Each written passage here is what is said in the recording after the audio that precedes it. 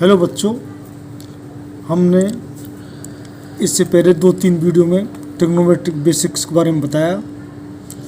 आज हम कुछ और बेसिक्स जो ट्रिग्नोमेट्री के बारे में बता रहे हैं। ये ट्रिग्नोमेट्री, ये जो एक त्रिभुज है ट्रायंगुलर, और वो भी राइट एंड ट्रायंगुलर है। तो हमेशा राइट एंड ट्रायंगुलर जहाँ 90 डिग्री कोण होता है उसके सामने की जो भुजा कर्व और हाइपोटेन्यूस होता है। ये पी क्यू आर में पॉइंट रख देता हूँ, और इसमें जो त्रिकोणमिति के याद रखने के लिए एक फॉर्मूला मैं देता हूँ, लाल अपॉन कक्का।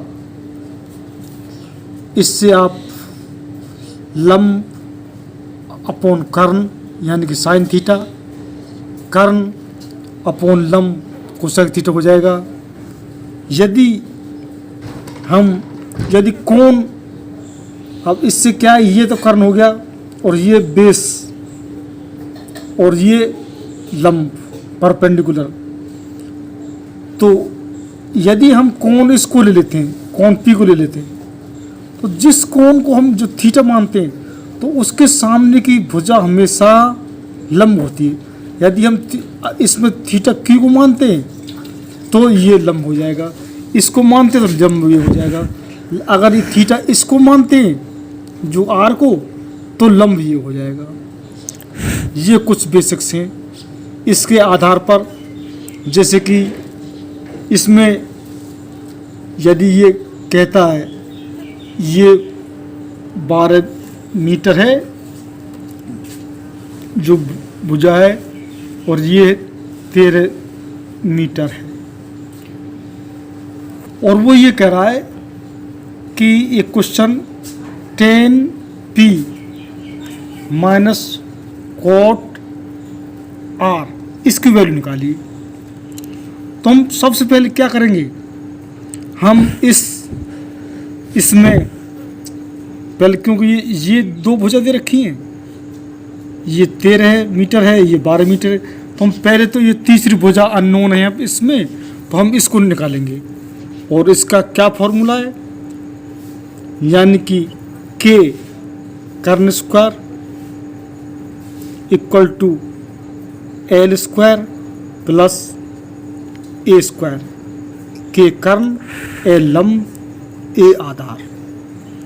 जो कर्ण का स्क्वायर, ये पाइथागोरस प्रमेय हमारी। इसके हिसाब से हम पहले तीसरी भुजा को निकालेंगे, फिर इसकी वैल्यू निकालेंगे, और हमने ये इसको याद रखने की ट्रिक आपको बता दी है। तो ये पाइथागोरस प्रमेय से हम ये तीसरी जो भुजा वो निकाल लेंगे। तो ये इसमें कर्ण 13 यानी कि 13 का स्क्वायर प्लस लंब, इसमें जो ये थीटा यहाँ मान रखा, तो ये 12 का स्क्वायर, और इसमें बेस आधार जो देने रखा है वो हमको निकालना है। तो हमको बेस इधर निकालना, तो ये इधर को पक्षांतर हो जाएगा, यानी कि 13 का स्क्वायर माइनस 12 का square equal to A square. तो ये 13 का स्क्वायर कितना होगा, 169, और 12 का स्क्वायर 144, ए का स्क्वायर। इसमें से घटाएंगे, ये कितना जाएगा, 25 ए स्क्वायर, यानी कि ए, तो इसमें ये अंडर हो जाएगा 25, और इसको निकाल लेंगे वैल्यू 5, यानी कि हमारा बेस आ गया 5। अब वो 10p बोल रहा है, पहले 10p, अब 10p, अब थीटा ये हो गया है थीटा। तो अब ये जो थीटा जब 10p होगा तो इसके लिए लंब ये होगा और ये आधार होगा।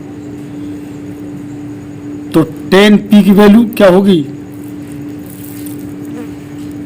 लंब बटे आधार, ये इससे इस फॉर्मूले में जाओ टेक में, लंब बटे आधार टेन पी और लंब हो गया या 5, आधार हो गया ये थीटा, इसलिए अब ये आधार हो गया यहाँ 12 10 पी के लिए, यानी कि 5/12 माइनस, अब कॉट आर के लिए अब ये लंब हो जाएगा और ये क्या हो जाएगा, बेस हो जाएगा, और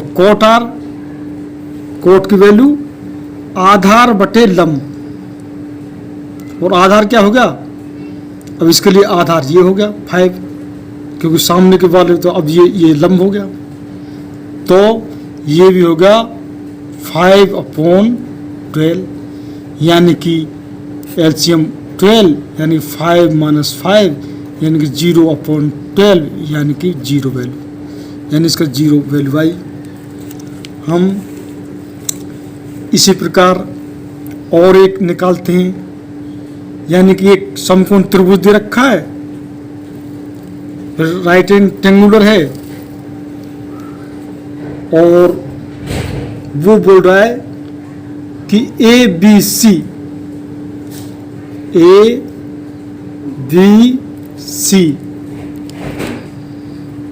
तो जो बी समकोण बता रहा है वो बी समकोण है, और उसकी जो ए बी है वो है 24, यानी कर्ण हो जाएगा, और बी सी है यानी कि बी सी ये है 7 सेंटीमीटर, सेंटीमीटर में रखा, सेंटीमीटर रख लेंगे।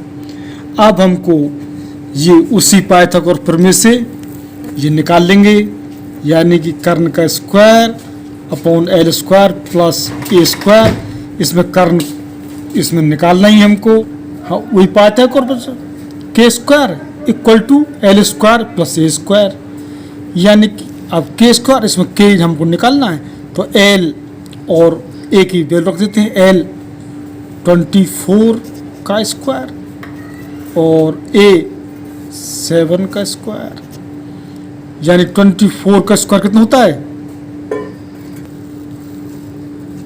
के स्क्वायर निकाल लेंगे, इसका स्क्वायर रख देंगे, यानी 576, 24 × 24 कर देंगे स्क्वायर इसका, और 7 का स्क्वायर 49, और के स्क्वायर यानी कि ये हो जाएगा 625,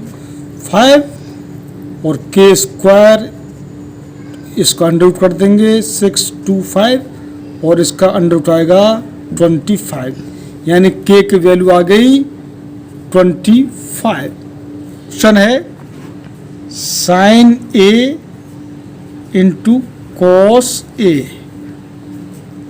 अब हमें बताता है कि अब ए थीटा माना है इसने, ए तो थीटा के सामने अब ये लंब माना जाएगा 7 लंब, और ये है आधार, ये कर्ण है, ये तो लंब बटे कर्ण साइन का मान, यानी 7/25 इंटू मल्टीप्लिकेशन करेंगे कॉस ए के लिए आधार बटे कर्ण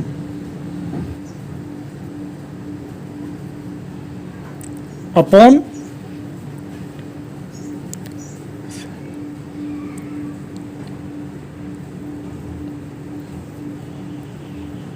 25। अब इसका मल्टीप्लिकेशन कर लेंगे और 168 और ये हो जाएगा 625।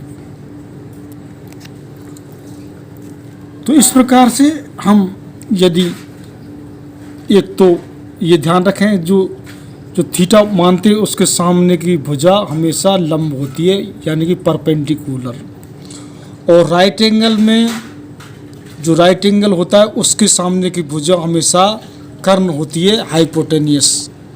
ये 2 बातें याद रखने की हैं, और हमने पिछले वीडियो में भी बताए हैं कुछ बेसिक्स, और अब हम एडवांस की तरफ बढ़ेंगे, कुछ क्वेश्चन हल करेंगे और उसके अनुप्रयोग करेंगे, और वीडियो को ज़्यादा से ज़्यादा लाइक शेयर करें। बहुत बहुत धन्यवाद।